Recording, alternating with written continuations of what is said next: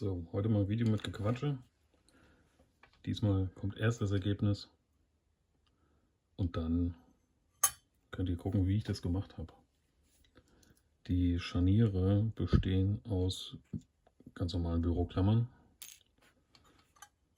und eingeklebt sind die nachher mit einem Stück Kunststoffplatte. Ungefähr so. Ja. Die Scharniere sind in die rote Haube geklebt und zusätzlich verspachtelt. Gibt ein bisschen mehr Halt, weil wenn die angebaut sind, müssen die vielleicht noch irgendwo hingebogen werden und dann wäre es blöd, wenn der Sekundenkleber, der gerade runtergefallen ist, einfach abreißt. So, bei dem Tigra, das ist übrigens 3D gedruckt, ist das Prinzip dasselbe. Ja, Klappe auf, Klappe zu. Bei dem gehen die Scharniere quasi nach innen, nach da, in diesen Kunststoffklotz, weil da drüben kein Platz war. Bei dem Astra gehen sie nach außen, da ich die Türen eh nicht aufmache. Und in der Mitte ist halt nichts. Hier ist nur Scheibe drin.